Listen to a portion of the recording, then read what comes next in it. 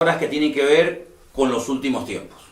Yo sé que no es una palabra que se suele utilizar habitualmente en nuestro vocabulario de cada día, pero para que ustedes sepan que cuando hablamos de escatología no estamos hablando de nada raro, sino es la rama de la teología que estudia los acontecimientos finales. Hay parte de la teología que estudia la figura de Dios, hay parte de la teología que estudia la angelología, todo lo que tiene que ver con el mundo de los ángeles, los demonios y todo eso.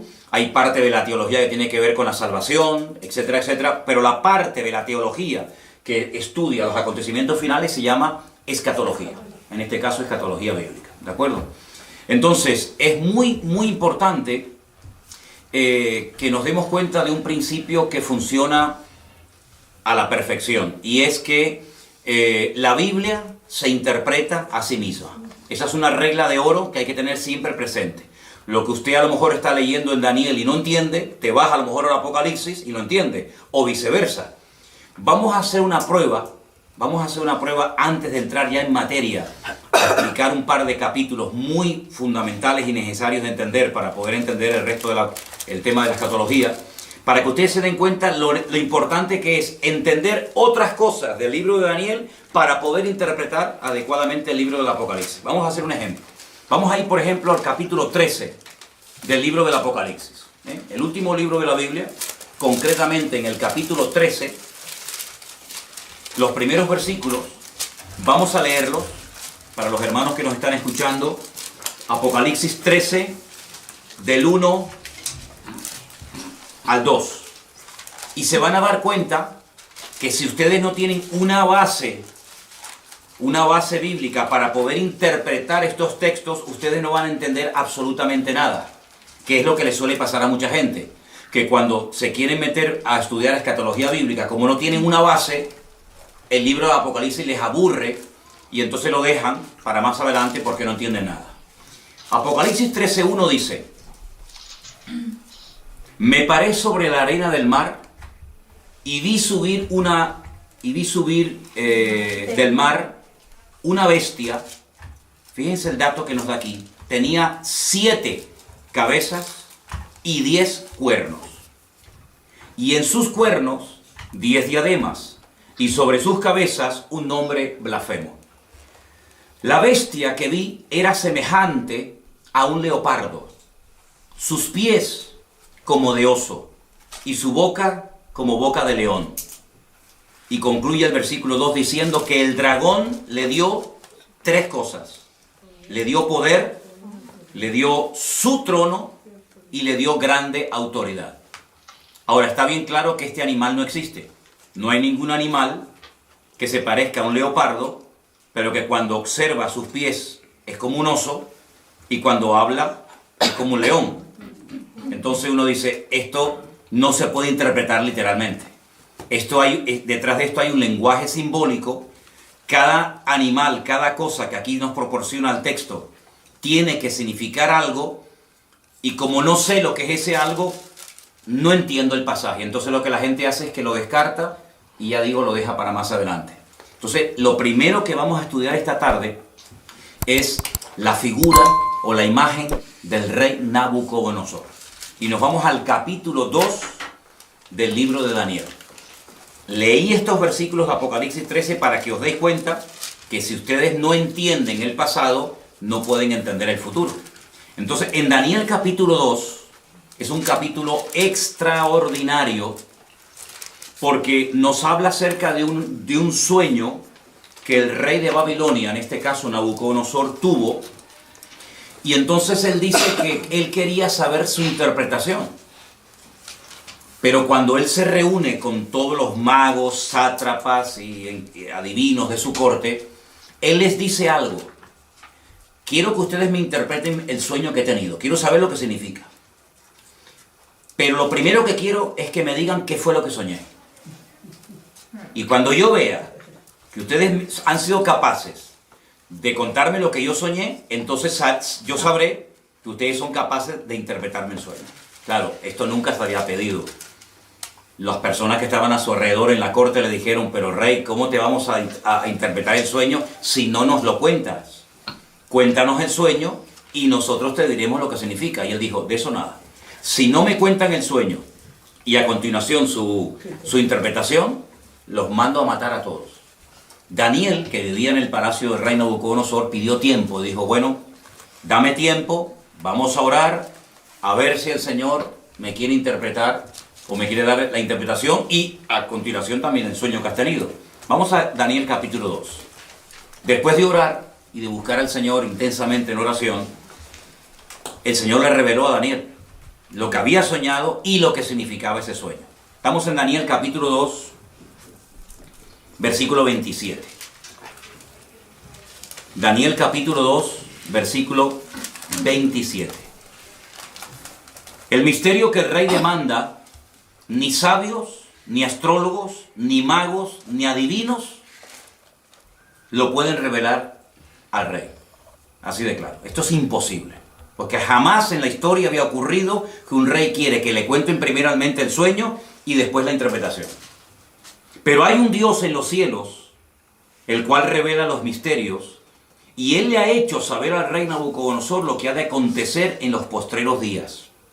He aquí tu sueño y las visiones que has tenido en tu cama. Versículo 29. Estando tú, oh rey, en tu cama, te vinieron pensamientos por saber lo que había de ser en lo porvenir. Y el que revela los misterios te mostró lo que ha de ser. Y a mí me ha sido revelado este misterio, no porque en mí haya más sabiduría que en todos los vivientes, sino para que se dé a conocer al rey la interpretación y para que entiendas los pensamientos de tu corazón. Daniel no está atribuyendo ninguna gloria para sí mismo, sino que él lo que está dejando bien claro es que no hay hombre alguno en la tierra que sea capaz de interpretar esto, ni siquiera él. Pero sin embargo él exalta y levanta la figura de su Dios y dice, pero hay un Dios en los cielos que lo sabe todo, que lo conoce todo. Ahora, la interpretación del sueño es algo impresionante, porque te vas a dar cuenta de que Dios es el que conoce y revela la historia cuando Él quiere y como Él quiere. Escucha la interpretación del sueño. Versículo 31. Tú, oh rey, veías y aquí una gran imagen, esta imagen que era muy grande, y cuya gloria era muy sublime, estaba en pie delante de ti, y su aspecto era terrible. La cabeza de esta imagen era de oro fino, solo la cabeza, su pecho y sus brazos de plata, su vientre y sus muslos de bronce, sus piernas de hierro, sus pies en parte de hierro y en parte de barro cocido. Estabas mirando hasta que una piedra fue cortada no con mano e hirió a la imagen en sus pies de hierro y de barro cocido y los desmenuzó. Entonces fueron desmenuzados también el hierro, el barro cocido, el bronce, la plata y el oro, y fueron como tamo de las eras de verano. Y se los llevó el viento sin que de ellos quedara rastro alguno. Mas la piedra que hirió a la imagen fue hecha un gran monte que llenó toda la tierra. Este es el sueño. También la interpretación de él diremos en presencia del rey. Versículo 37. Tú, oh rey, eres rey de reyes, porque el Dios del cielo te ha dado reino, poder, fuerza y majestad. Y donde quiera que habitan hijos de hombres, bestias del campo y aves del cielo, Él lo ha entregado en tu mano, y Él te ha dado el dominio sobre todo. Tú eres aquella cabeza de oro. Ya está revelando la interpretación del sueño. Después de ti se levantará otro reino inferior al tuyo, y luego un tercer reino de bronce, el cual dominará sobre toda la tierra. Y el cuarto reino será fuerte como hierro, y como el hierro desmenuza y rompe todas las cosas, y desmenuzará y quebrantará todo. Y lo que viste de los pies y los dedos, en parte de barro cocido de alfarero y en parte de hierro, será un reino dividido, mas habrá en él algo de la fuerza del hierro, así como viste hierro mezclado con barro cocido. Y por ser los dedos de los pies en parte de hierro y en parte de barro cocido, el reino será en parte fuerte y en parte frágil. Así como viste el hierro mezclado con barro, se mezclarán por medio de alianzas humanas, pero no se unirán el uno al otro, como el hierro no se mezcla con el barro. Y en los días de estos reyes, el Dios del cielo levantará un reino que no será jamás destruido, ni será el reino dejado a otro pueblo, desmenuzará y consumirá todos estos reinos, pero Él permanecerá para siempre. Y de la manera que viste que del monte fue cortada una piedra, no con mano, la cual desmenuzó el hierro, el bronce, el barro, la plata y el oro, el gran Dios ha mostrado al rey lo que ha de acontecer en lo porvenir, y el sueño es verdadero y fiel su interpretación. Claro, ante semejante revelación, este rey soberbio, que era el que gobernaba la tierra en aquel momento, dice que se postró sobre su rostro, se humilló ante Daniel y mandó que le ofrecieran presentes e inciensos. Es decir, vamos a ver, es que lo que Nabucodonosor está viendo es espectacular, porque si tú has sido capaz, por el poder de tu Dios, de recibir la revelación del sueño que yo he tenido, yo no tengo ninguna duda de que lo que tú me has interpretado es verdad. Es decir, la credibilidad que tú tienes a la hora de interpretarme el sueño te la da el hecho de que primero me has contado el sueño. Y esto es algo realmente descomunal. Ahora, tenemos aquí, lo íbamos a poner en la pantalla, pero nos falló a última hora el proyector. Tenemos aquí una imagen muy interesante de lo que soñó el rey Nabucodonosor. Ustedes pueden comprobar aquí la imagen, que está compuesta por 4 materiales diferentes. Tenemos la cabeza de oro, el pecho y los brazos de plata, el vientre y los muslos de bronce, fíjense que va de mayor categoría a inferior, y las piernas de hierro y los pies mezclados hierro y barro. Aquí, a este lado, tienen ustedes el nombre del imperio que representa o simboliza cada uno de estos materiales. El oro, recuerden esto, representa el imperio babilónico, que duró desde el 607 hasta el 539 antes de Cristo. Ese reino lo conoció Daniel, porque era el reino en el cual él vivía en aquel tiempo. Este fue el reino que atacó Jerusalén, que destruyó el templo, que se llevó cautivos a miles y a miles de personas, uno de ellos Daniel, ¿verdad? Y ese fue el reino que estaba en ese momento gobernando el mundo.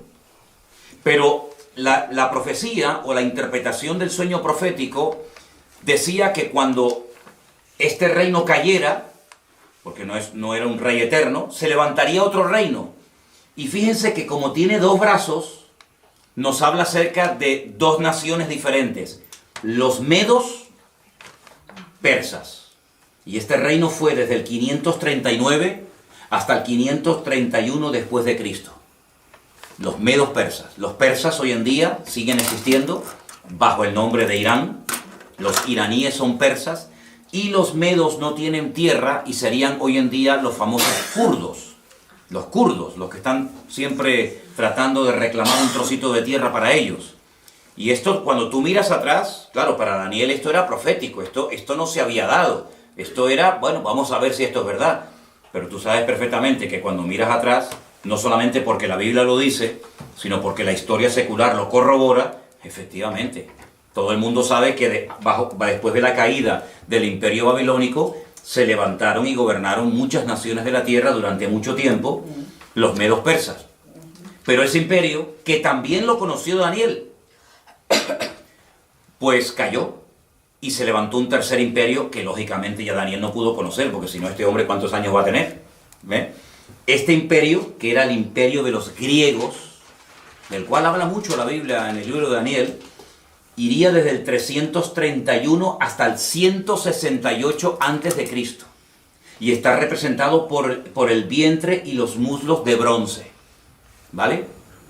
Y el rey más famoso de este imperio, sin lugar a dudas, fue Alejandro Magno, del cual indirectamente también habla la Biblia, y lo vais a ver en otras profecías y en otros capítulos del libro de Daniel.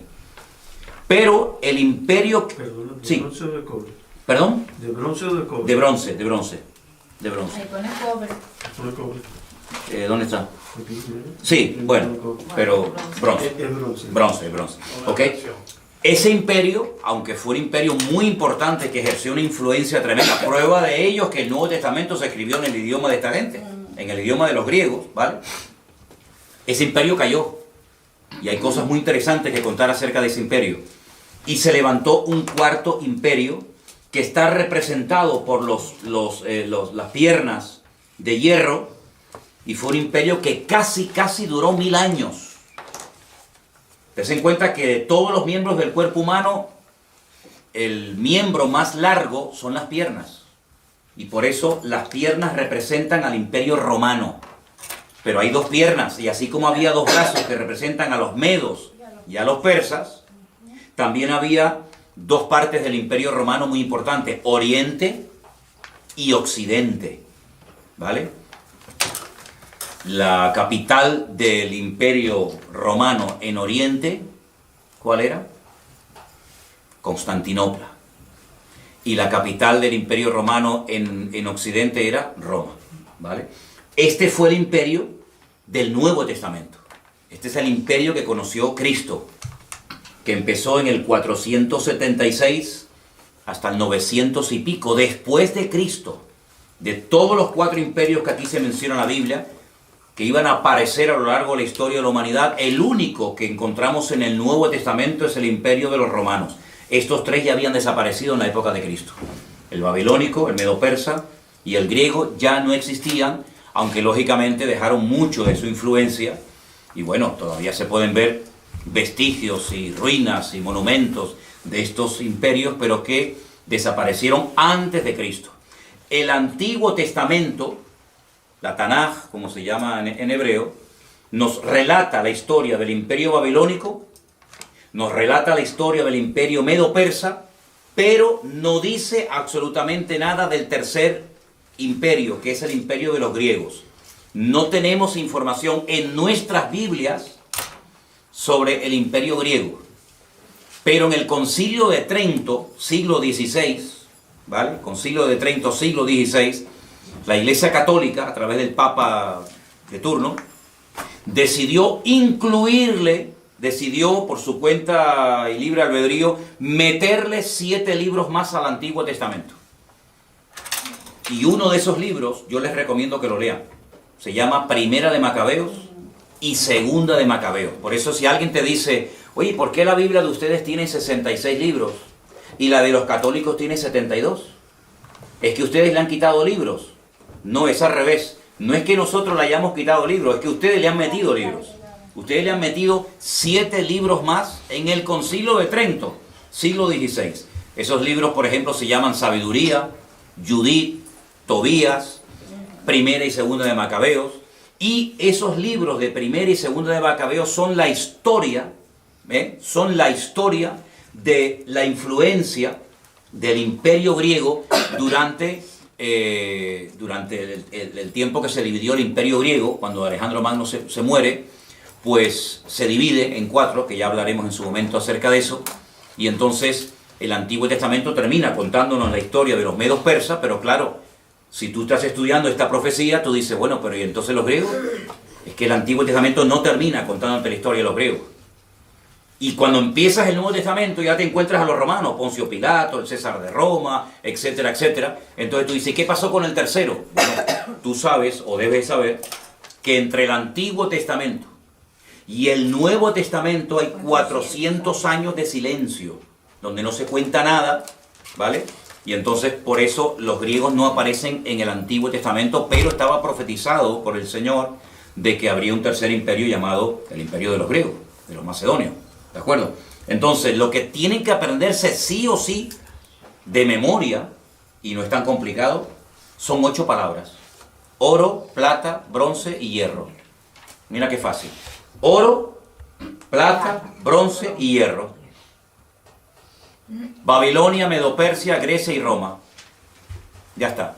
Con esos 4 materiales, ustedes saben que la interpretación del sueño del rey Nabucodonosor consistía en revelarle al rey Nabucodonosor la historia de 4 imperios que tendrían mucho que ver con el pueblo de Dios, tanto en el Antiguo como en el Nuevo Testamento. Podríamos contar cientos de cosas de cada uno de los imperios. Por ejemplo, este imperio, el babilónico, fue el que destruyó el primer templo, por ejemplo, ¿vale? Fue el segundo imperio, el de los medos persas, el que permitió la reconstrucción del segundo templo, por ejemplo, ¿verdad? Ahí está, en este segundo periodo, en este segundo templo, está la historia del famoso libro de Esther, donde está Asuero, donde está el rey Artajerjes, el rey Darío, ¿vale? El rey Ciro. Todo eso ocurre bajo el gobierno de los medos persas, el segundo imperio que hubo, ¿vale? Hay muchas cosas que se pueden contar acerca de cada uno de estos imperios. Fue el cuarto imperio el que, por así decirlo, inventó el sistema de muerte más despiadado y humillante del mundo, que es la crucifixión, y era el que estaba profetizado que emplearían con la figura de Cristo. Por eso el Mesías no podía haber nacido antes del Imperio Romano, porque prácticamente no existía la crucifixión, ¿vale? Fue el Imperio griego, con su cultura y su filosofía y su idioma tremendamente rico, el que utilizó el Señor para la traducción de la Biblia por primera vez. La primera vez que se tradujo la Biblia, el Antiguo Testamento, ¿vale? El Nuevo Testamento aún no estaba escrito, fue en el idioma griego. Y esa versión se conoce como la versión o la Biblia de la Septuaginta. Porque se llevaron a 70 intérpretes de la Biblia a la ciudad de Alejandría y allí se les pidió que tradujeran la Biblia. Y esa primera traducción se llamó la Biblia de la Septuaginta. ¿De acuerdo? Ahora bien, esta imagen fue un sueño que tuvo el rey Nabucodonosor. Ahora pueden entender ustedes la soberbia de este rey cuando le dice Daniel: tu reino es solamente la cabeza de oro. Pero cuando tu reino caiga, se levantará un segundo, un tercer y un cuarto imperio. Pero si ustedes siguen leyendo el libro de Daniel, se van a dar cuenta que en el capítulo 3, él manda a construir una imagen toda de oro, desde la cabeza hasta los pies. Como diciendo: yo no reconozco, yo no acepto, por mucho que se haya humillado y por mucho que haya reconocido que el Dios de Daniel era el verdadero. Hay un momento en el que él reflexiona y dice: ¿cómo? ¿Que va a haber un segundo imperio, un tercero y un cuarto? De eso nada. Él manda a construir una estatua de oro. Les voy a leer unos versículos simplemente del capítulo 3. El rey Nabucodonosor, verso 1, hizo una estatua de oro cuya altura era 60 codos, su anchura era de 6 codos, la levantó en el campo de Dura, en la provincia de Babilonia. Un atentado contra la revelación divina, como diciendo: toda la estatua va a ser de oro porque mi reino va a durar eternamente y para siempre. Y ese fue el gran milagro de aquellos 3 jóvenes que dice la Biblia que no quisieron postrarse ante la imagen de oro y fueron arrojados dentro de un horno de fuego, y el Señor los salvó milagrosamente de la muerte. Y otra vez el rey Nabucodonosor cae de rodillas y reconoce que el Dios de estos chicos es el Dios verdadero. Pero bueno, vendrán otros momentos en los que demostrará su soberbia y su orgullo, porque a pesar de las cosas tremendas que está viendo, él sigue, como decimos aquí, R con su actitud, ¿no? De no querer reconocer las cosas. Entonces, queda claro la interpretación de este sueño, queda claro, ¿no? ¿Vale? Los 4 imperios ya forman parte de la historia, pero ¿qué es lo que ocurre? En el capítulo 2 del libro de Daniel es donde aparece este sueño con su correspondiente interpretación. Pero, a su vez, Daniel también tiene un sueño, en el capítulo 7. Entonces vamos al capítulo 7 del libro del profeta Daniel y vamos a leer algunos versículos en esta tarde. ¿Los hermanos de Bélgica nos están escuchando bien? Ok, perfecto. Les mandamos un saludito a todos los hermanos de Bélgica. Y a todos los que nos están viendo de muchas partes, hermanos de Estados Unidos y de México y de muchos lugares. Que el Señor les bendiga a todos. Daniel capítulo 7. Y van a ver lo importante que es entender la interpretación de este sueño que tuvo Daniel para poder entender los primeros versículos que leímos en esta tarde de Apocalipsis capítulo 13, donde no se entendió nada, pero vais a ver qué importante. Daniel capítulo 7, voy a pedirles a algunos de ustedes que lea un versículo, yo leo el siguiente, pero tienen que leerlo fuerte porque estamos grabando, ¿de acuerdo? Daniel 7:1. En el primer año de Belsasar, rey de Babilonia, tuvo Daniel un sueño. ¿Ven? Ya no está Nabucodonosor como rey, ahora es Belsasar, pero sigue estando el reino de Babilonia. Tuvo un sueño y visiones de su cabeza mientras estaban en su lecho. Luego escribió el sueño y relató lo principal del asunto. ¿Alguien que lea el versículo 2? Daniel dijo: miraba yo en mi visión de noche, y he aquí que los 4 vientos del cielo combatían en el gran mar. Versículo 3 dice, y 4 bestias grandes diferentes, la una de la otra, subían del mar. La primera era como león y tenía alas de águila. Yo estaba mirando hasta que sus alas fueron arrancadas y fue levantada del suelo y se puso enhiesta sobre los pies a manera de hombre y le fue dado corazón de hombre. Versículo 5. Y aquí otra segunda bestia semejante a un oso, la cual se alzaba de un costado más que de otro. Tenía en su boca 3 costillas entre los dientes y le fue dicho así, levántate y devora mucha carne. Después de esto miré y he aquí otra, semejante a un leopardo, con 4 alas de ave en sus espaldas. Tenía también esta bestia 4 cabezas y le fue dado dominio. Después de esto miraba yo unas visiones de la noche y aquí la 4ª bestia, espantosa y terrible en gran manera, fuerte, la cual tenía unos dientes grandes de hierro, devoraba y desmenuzaba y las obras hollaba con sus pies, y era muy diferente de todas las bestias que vi antes de ella y tenía 10 cuernos. Mientras yo contemplaba los cuernos, he aquí que otro cuerno pequeño salía entre ellos, y delante de él fueron arrancados 3 cuernos de los primeros. Y he aquí que este cuerno tenía ojos como de hombre, y una boca que hablaba grandes cosas. Estuve mirando hasta que fueron puestos tronos, y se sentó un anciano de días, cuyo vestido era blanco como la nieve, el pelo de su cabeza como lana limpia, su trono llama de fuego, y las ruedas del mismo fuego ardiente. Un río de fuego procedía y salía de delante de él. Millares de millares le servían, y millones de millones asistían delante de él. El juez se sentó, y los libros fueron abiertos. Yo entonces miraba a causa del sonido de las grandes palabras que hablaba el cuerno, miraba hasta que mataron a la bestia, y su cuerpo fue destrozado y entregado para ser quemado en el fuego. Había también quitado a las otras bestias su dominio, pero les había sido prolongada la vida hasta cierto tiempo. Estamos en el versículo 13. Ahora el 13. Miraba yo en la visión de la noche y aquí con las nubes del cielo venía uno como hijo de hombre, que vino hasta el anciano de días y le hicieron acercarse delante de él. Y le fue dado dominio, gloria y reino, para que todos los pueblos, naciones y lenguas lo sirvieran. Su dominio es dominio eterno, que nunca pasará, y su reino es uno que nunca será destruido. Se me turbó el espíritu a mí, Daniel, en medio de mi cuerpo, y las visiones de mi cabeza me asombraron. Me acerqué a uno de los que asistían y le pregunté la verdad acerca de todo esto, y me habló, y me hizo conocer la interpretación de las cosas. Escuchen. Estas 4 grandes bestias son 4 reyes que se levantarán en la tierra. Primer dato interesante. Verso 18.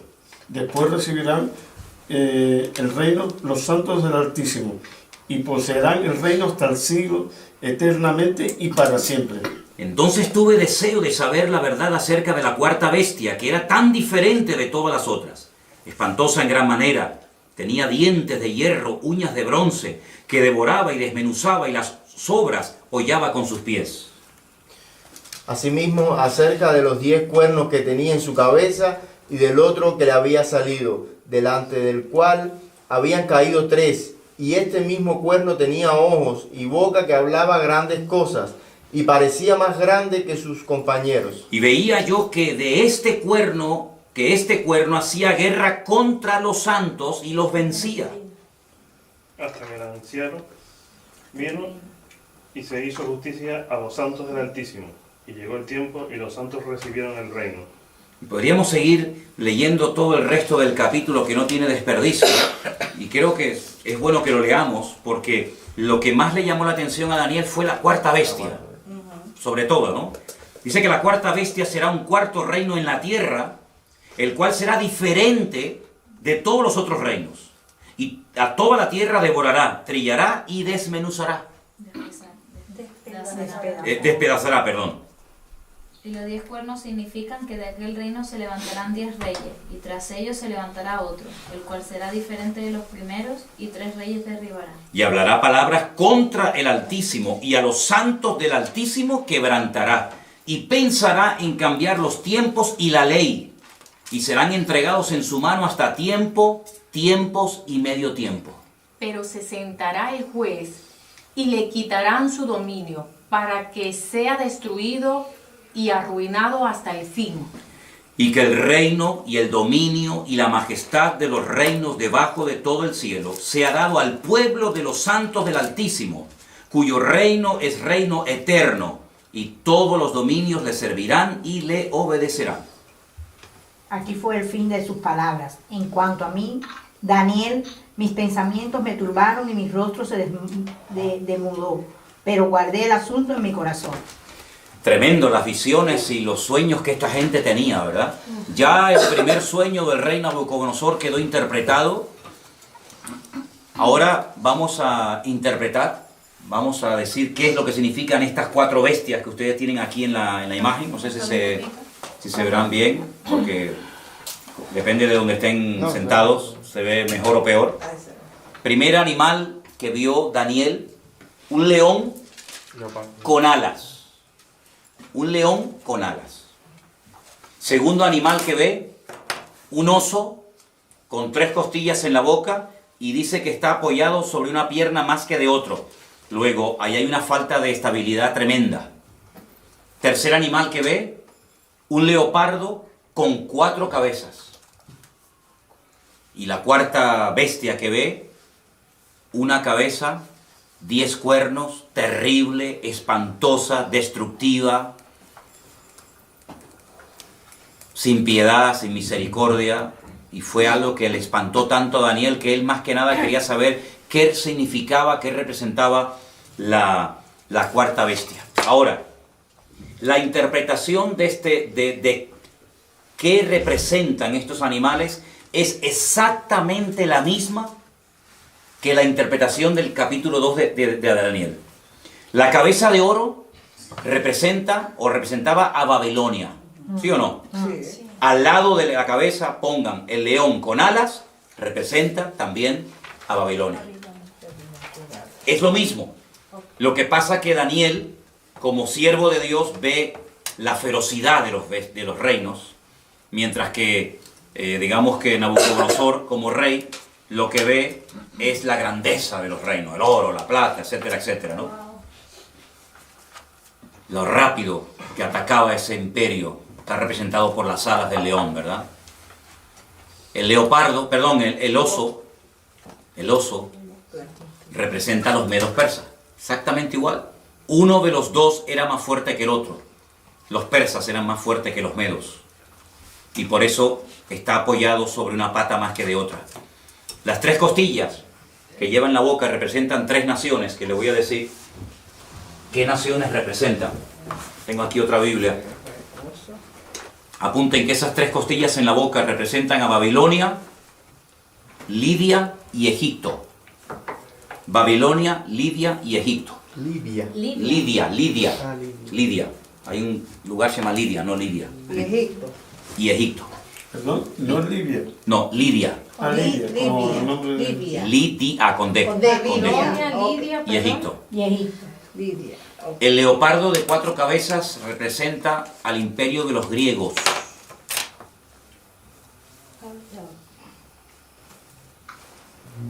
El imperio de los griegos. Tengo que ponerle aquí al móvil batería, porque si no, no me voy a quedar sin batería. Un dato que les quiero dar, y apúntenlo porque es muy importante tener en cuenta a la hora de querer interpretar correctamente la profecía. Las cabezas son imperios y los cuernos son naciones. Eso es un dato muy importante que tienen que tener en cuenta si quieren interpretar lo que es el tema profético. Las cabezas siempre son reinos y los cuernos, naciones o pueblos. ¿Vale? ¿Ok? Y la cuarta bestia representa a Roma, el imperio romano. La de los 10 cuernos. 10 cuernos, pero una cabeza. Una cabeza, exacto. Esa misma bestia la van a ver en el Apocalipsis con los 10 cuernos, pero con 7 cabezas, en vez de con una. ¿Vale? Ya explicaré por qué. Representa a Roma. A Roma. Pero no se olviden que la Biblia dice que de esa bestia, o de ese territorio que ocupó esa bestia de Roma, saldrán 10 cuernos, 10 naciones. Y de esas 10 cuernos sale uno, que es lo que llaman el cuerno pequeño, que hablaba blasfemias contra los santos del Altísimo, que le hacía guerra a los santos del Altísimo y los vencía. Ahora, en ese momento, los santos del Altísimo no eran los cristianos. La iglesia ni existía. La iglesia ni había nacido. Estamos cientos de años antes de Cristo, ¿vale? Por lo tanto, está haciendo una referencia directa a los ataques que recibirían los santos en aquel momento, que era el pueblo de Israel, ¿vale? Para saber ubicar cada cosa en su sitio. Entonces tenemos que el oro y el león con alas es Babilonia. Es lo mismo, Sí. pero visto desde 2 puntos de vista diferentes. Uno como estadista, que es lo que era el rey Nabucodonosor, otro como profeta. El leopardo, perdón, el oso es medo-persa, exactamente igual que la plata. La plata del pecho y lo de los brazos. El bronce, que representa a los griegos, que está representado por el leopardo de 4 cabezas. ¿Por qué? Porque cuando muere Alejandro Magno, su imperio se divide en 4. Apunten estos 4 nombres, son un nombre un poquito raro, pero es bueno que los anoten. Lisimaco, Seleuco, Ptolomeo y Casandro. Lisimaco, repito, sí, voy despacio, perdón. Lisimaco, me hacen así los hermanos, me hacen así. Lisimaco, Seleuco, Ptolomeo y Casandro. ¿Eso qué era? Eso eran los 4 generales que se repartieron el territorio que le perteneció a Alejandro Magno, que muere a la edad de 30 años cuando él intenta reconstruir la ciudad de Babilonia. ¿Ok? ¿Puedes repetir el tercero? A ver. Ptolomeo, Casandro, Seleuco. No, Silimaco. Silimaco, sí, pero Ptolomeo, Casandro, Seleuco y Lisimaco. Recuerden ese nombre Seleuco, porque ustedes van a oír mucho del imperio griego, que tiene que ver mucho con Israel, de los famosos seleucidas. Los seleucidas, cuando ustedes vayan a leer en la Biblia católica esos libros de historia de Israel que le añadieron, como dije antes, en el siglo XVI, Concilio de Trento, al Antiguo Testamento, ustedes van a encontrar un personaje terrible, llamado Antíoco Epifanes.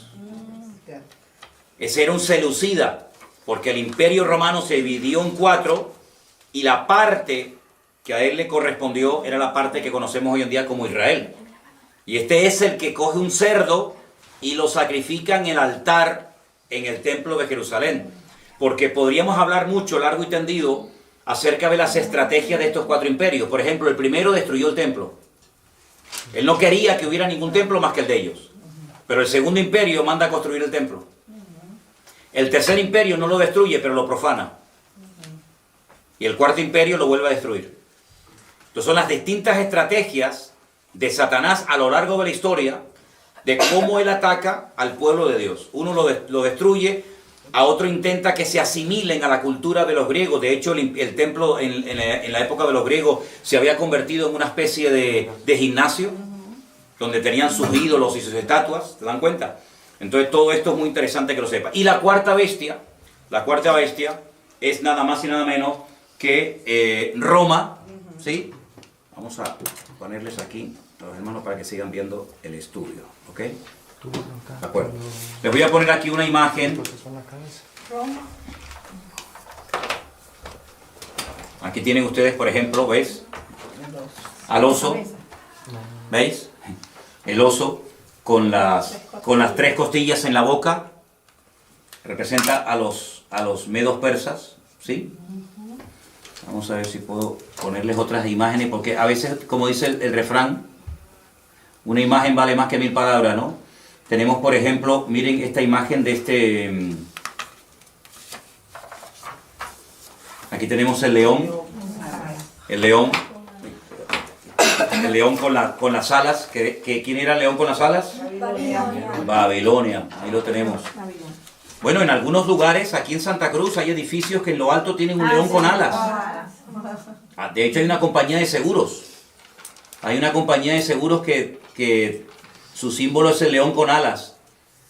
Y hay edificios de los antiguos masones en Santa Cruz de Tenerife que aparecen en las fachadas y en las azoteas leones con alas, porque se identifican con el imperio de Babilonia. La palabra Babilonia viene de Babel, que significa confusión. Esa famosa torre de Babel, allí se estaba construyendo. ¿Y cuál era la capital en aquel tiempo de esta gente? Pues era Nínive, a donde quería mandar el Señor a su siervo, el profeta Jonás, ¿no? Entonces, vamos a ir otra vez a Apocalipsis capítulo 13 y vamos a cambiar las palabras que aparecen ahí por los nombres de los imperios. Y vas a ver cómo lo vas a entender ahora perfectamente. Al principio, Apocalipsis 13, 1 y 2, lo leímos y nadie entendió nada. Ahora vas a ver que lo vas a entender perfectamente con esta pequeña explicación que te he dado. ¿Alguien que me lea los 2 primeros versículos, por favor? Me paré sobre la arena del mar y vi subir del mar una bestia que tenía 7 cabezas y 10 cuernos, y en sus cuernos 10 diademas y sobre sus cabezas un nombre blasfemo. Ok, ahora vamos a sustituir el nombre de los animales por los imperios que representan. Vuélvelo a leer otra vez, por favor. Ustedes allí en Bélgica y los hermanos que nos ven por ahí, inténtenlo hacer en casa, pero cambiando el nombre del animal y sustituyéndolo por el imperio que representa o simboliza. Ok, otra vez. Me paré sobre la arena del mar y vi subir del mar una bestia. En otro versículo que ya les daré, el mar representa las naciones. ¿Vale? Tenía 7 cabezas, 10 cuernos. En sus cuernos 10 diademas, sobre sus cabezas un nombre blasfemo. Y la bestia que vi era semejante a... Un leopardo. ¿Y quién es el leopardo? El imperio griego. Griego. Griego. La bestia que vi era semejante, se parecía a un griego. Sus pies, es decir, la forma como se movía, la forma como actuaba, era como de un persa, de un medo persa. Y la forma como hablaba o se comunicaba o se expresaba como un babilónico. Entonces hay una mezcla, porque ven que el león es Babilonia, el leopardo es Grecia, el oso son los medos persas y la bestia es Roma. Pero ahora ya no es un animal el que representa un imperio, sino que ahora es una mezcla, lo que representa a esta última bestia, y esta bestia de la cual se está hablando aquí en Apocalipsis 13, es el anticristo. En Apocalipsis capítulo 13, ya lo estudiaremos en su momento, se habla de 2 personajes. Una bestia, que es el anticristo, y otra bestia, que es el falso profeta. Otro personaje completamente diferente. Digamos que el anticristo va por la línea política, es el político de turno, el que gobierna, y el falso profeta es el que se encarga, digamos, de lo religioso, de lo espiritual, por decirlo de alguna manera.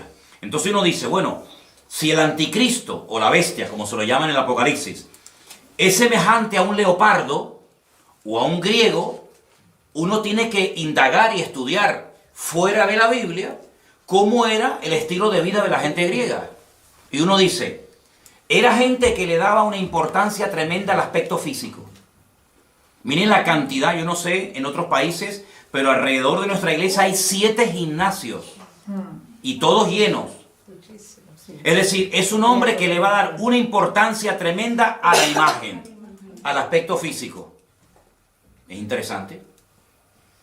Una persona que se va a cuidar, una persona que va a dar una imagen atractiva, una imagen llamativa, porque así eran los griegos, se cuidaban hasta decir basta.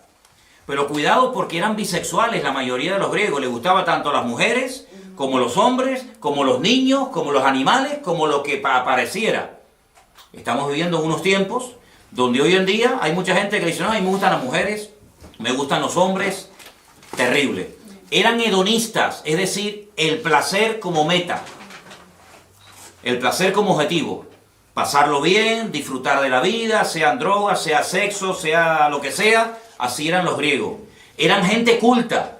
La cuna de toda la filosofía tiene su origen en Grecia. Eran gente culta, no eran estúpidos, no eran ignorantes, eran gente culta. Luego, sabían expresarse, sabían hablar. Lean los discursos ustedes de Platón, de Aristóteles, de Sócrates. Eso es alucinante, la riqueza del vocabulario, ¿verdad? La demagogia que utilizaba aquella gente, la oratoria que tenían, todo eso lo va a tener este tipo, ¿verdad? Porque se va a parecer a un griego. Pero además dice que sus pies, su forma de actuar, era como de un oso.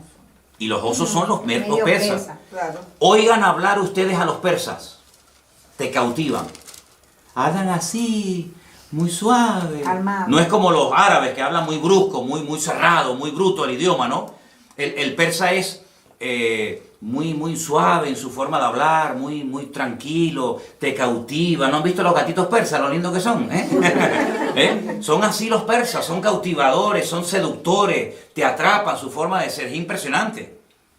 Pero dice la Biblia que su boca es como la de un león, destructivos a más no poder. Entonces te das cuenta que es una mezcla de culturas, es una mezcla de pueblos, de influencias del pasado. Te das cuenta lo importante que es saber lo que significan los animales del Antiguo Testamento, claro. Porque si no, no te enteras a la hora de interpretar el Nuevo. Pero hay un dato muy importante. La última parte del versículo 2 dice que el dragón, y el dragón en la Biblia, ¿quién es? Satanás. Es uno de los muchos nombres que recibe Satanás en la Biblia. Dragón, Satanás, diablo, serpiente antigua, etc. El dragón o Satanás le dio poder, su trono, una sede de gobierno y grande autoridad. Sería interesante preguntarnos dónde está la sede de gobierno mundial, o por lo menos europea, de Satanás hoy en día. Porque cuando estudiemos las iglesias del Apocalipsis, ustedes van a ver que hay un mensaje a una iglesia, y a esa iglesia le dice el Señor, yo sé dónde ustedes tienen su congregación. Ustedes tienen la iglesia, ustedes se congregan donde hoy por hoy Satanás tiene su trono. Pero Satanás no tiene hoy en día su trono allí. Entonces tú te vas a dar cuenta de que las naciones que se van a unir en los últimos tiempos para apoyar al anticristo son naciones que surgen del antiguo territorio del Imperio Romano. Y entonces uno tiene que estudiar la historia y preguntarse, ¿y los romanos qué parte del mundo conquistaron? ¿América? No. ¿Oceanía? Tampoco. Los romanos conquistaron toda Europa, todo el norte de África y Oriente Medio. Por eso ven dos piernas, porque una pierna representa un continente y la otra pierna representa la otra parte. África y Occidente. Qué curioso que el único continente del mundo que se ha unido militarmente, económicamente, políticamente, etcétera, ¿cuál ha sido? Europa. Europa hace años se enfrentó en una guerra donde murieron 65 millones de personas, donde franceses, alemanes, ingleses, austríacos, polacos, todos se odiaban. Sin embargo, hoy en día son amigos y se sientan todos a comer en la misma mesa. Hubo una primera guerra mundial donde murieron millones de personas. Es decir, el único continente donde se han llevado a cabo 2 guerras mundiales ha sido Europa. Y sin embargo, hoy en día se han unido y hay una sede de gobierno hoy por hoy en Europa que está desde donde nos están viendo ahora mismo nuestros hermanos de Bélgica, allí en Bruselas, desde donde está la sede de gobierno europeo, Y lo que se aprueba ahí afecta para bien o para mal al resto de Europa. De hecho, los españoles, los franceses, los alemanes, etcétera, tienen sus eurodiputados, sus representantes en ese lugar donde se dictan leyes de todo tipo. Entonces se dan cuenta de que lo que antes era un sueño o algo imposible, que incluso tuviéramos una moneda en común, los alemanes, los franceses, los italianos, los belgas, los portugueses, los griegos, etcétera, hoy en día es una realidad, ¿verdad? El euro, Europa, hasta nuestro nombre, hasta el nombre de nuestro continente tiene nombre de mitología griega. Estudien, vean, yo no lo voy a decir, pero estudien ustedes, indaguen quién fue Europa. ¿Quién fue Europa? ¿De dónde viene el nombre Europa? Era parte de la mitología de la historia griega. Entonces se dan cuenta que el imperio griego ha caído, pero la influencia griega sigue estando hoy en día, vamos, entre nosotros de una forma tremenda, tremenda. Entonces, por una parte uno ve gente muy culta, pero por otra parte ve a esa gente tan culta que son después unos auténticos salvajes y unos auténticos liberales, porque va a haber una mezcla de cultura, de salvajismo, de religiosidad, de espiritualidad. Ah, y una cosa, los griegos eran muy religiosos. No se olviden ustedes que cuando el apóstol Pablo fue a Grecia, al Areópago, dice que caminó por la mañana y luego por la tarde lo invitaron a compartir la palabra y dijo, hermanos o amigos, veo que ustedes sois gente muy religiosa, porque tenéis dioses para todo. Incluso observé que tenéis un altar donde hay abajo, al pie del altar, una inscripción que dicen, al Dios no conocido. Por si acaso se nos queda alguno por no adorar, también lo adoramos. Y Pablo, aprovechando esa coyuntura, dijo, yo os vengo a hablar de ese Dios que ustedes ignoran, y que comenzó a predicarles la palabra, ¿no? Entonces, vamos a estudiar en estas clases, paso a paso, cómo poder interpretar los capítulos del libro del Apocalipsis, pero antes de meternos a estudiar en profundidad los capítulos y los personajes, tenemos que tener las herramientas para interpretar. Ya sabemos interpretar los materiales. Si yo les digo la plata, los medos persas. El oro, Babilonia. El leopardo de 4 cabezas, que representa la división del imperio griego cuando muere Alejandro Magno, los 4 generales, ya sabemos quiénes son, los griegos. La bestia con una cabeza y 10 cuernos, los romanos. El león con alas, los babilónicos. Bueno, ahora nos quedan los caballos que cambian de color en el libro de Apocalipsis, y también nos queda no solamente el tema de los caballos, sino también el lenguaje simbólico que se emplea cuando se habla de algunos imperios en particular, como por ejemplo el macho cabrío y el carnero. Eso lo vamos a ver la próxima semana, cómo hay una batalla entre el macho cabrío y el carnero, cómo se enfrentan el uno al otro, cómo hay un cuerno que le crece de una forma enorme, de una forma desproporcional. Todo eso lo vamos a ir viendo, porque el libro del Apocalipsis está escrito en un lenguaje simbólico y hay que dominarlo. Pero luego una cosa que yo creo que es fundamental es, después, con toda esta información, saber poner cada pieza en su lugar. Es decir, todo el mundo había hablar algo del anticristo, de la marca de la bestia, del falso profeta, de Armagedón, ¿vale? Ahora, con todas esas piezas, ¿dónde va cada una? ¿Qué es primero? ¿Los sellos, las copas, las trompetas, el caballo negro, el caballo blanco, el amarillo? ¿Qué va primero? ¿La marca de la bestia o el arrebatamiento de la iglesia? ¿Qué va segundo? ¿La gran tribulación?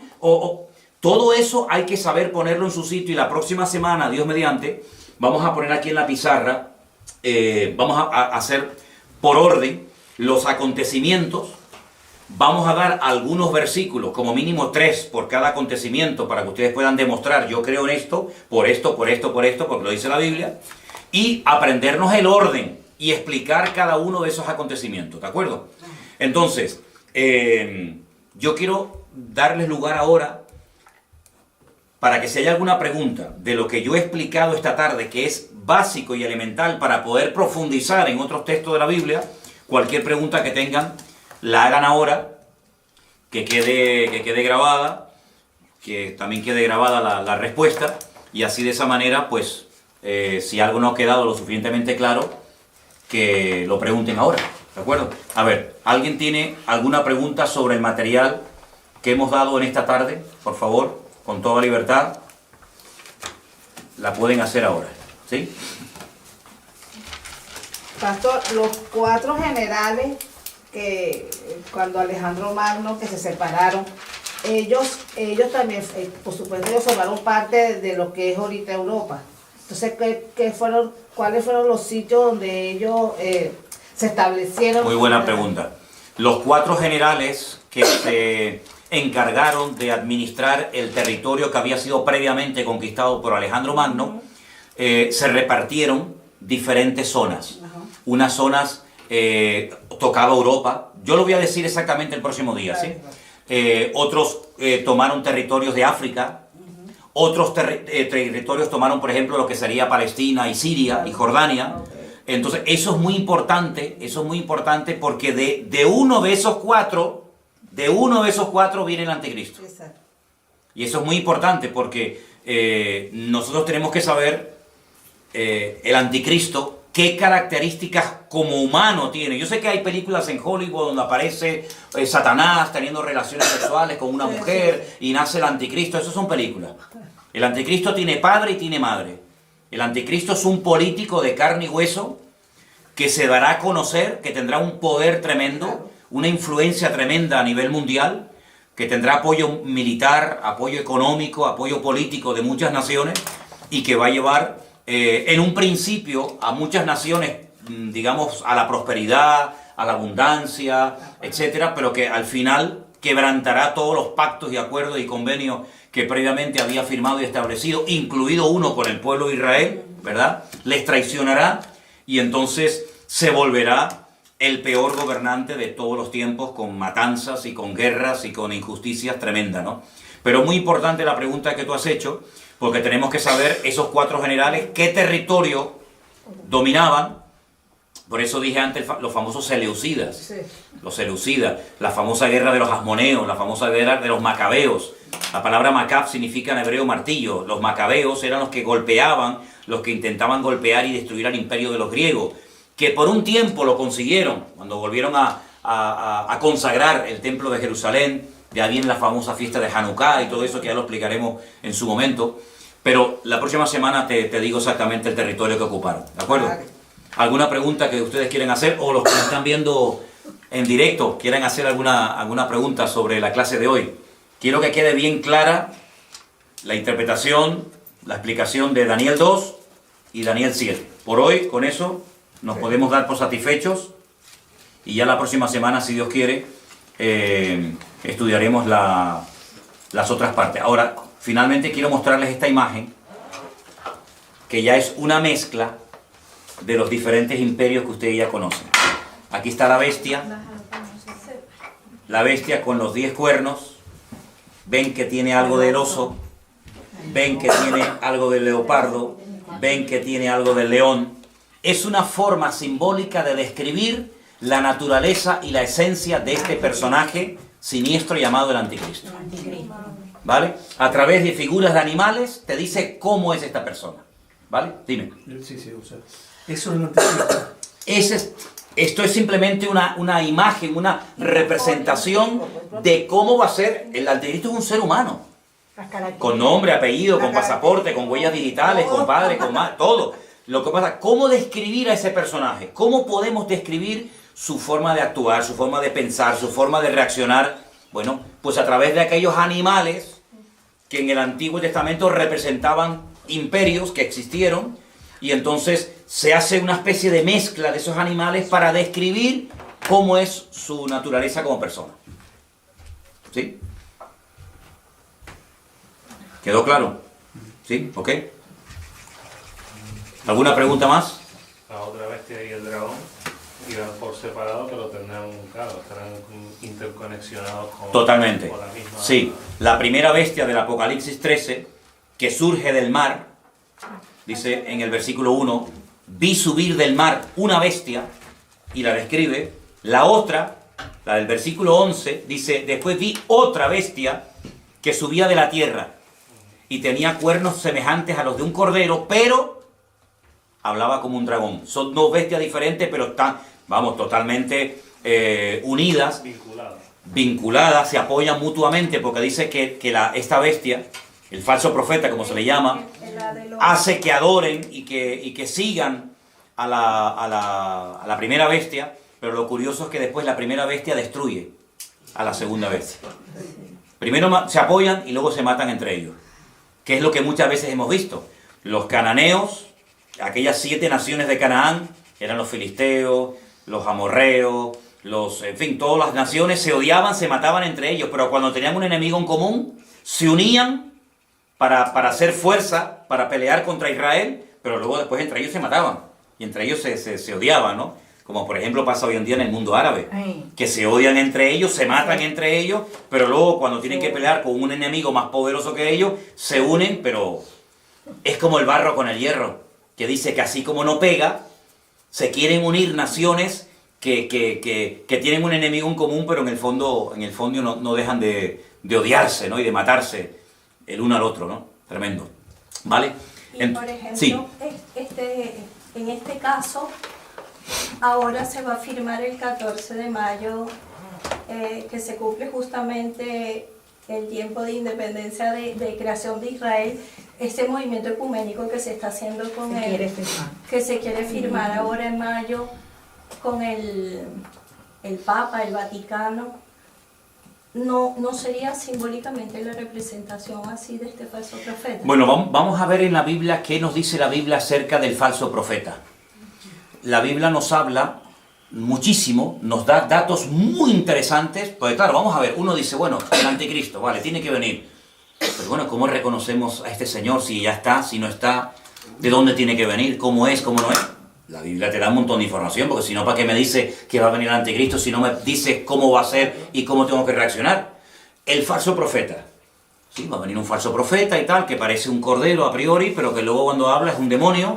Pero ¿cómo puedo reconocerlo? La Biblia nos da unos datos hasta de cómo se visten, hasta de cómo se van a vestir, cómo van a actuar. Entonces, claro, con todos esos datos, tú los analizas y comienzas a descartar.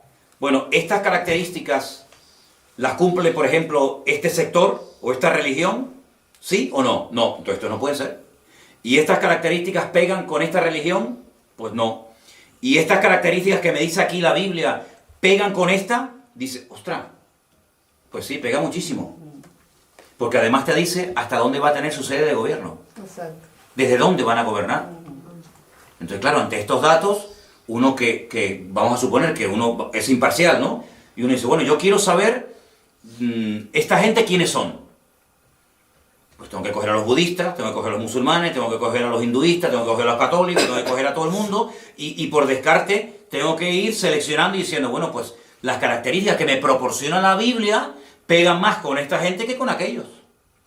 Entonces todo eso lo vamos a ver porque la Biblia, y sobre todo el Apocalipsis, se escribió para darnos información, no para confundir.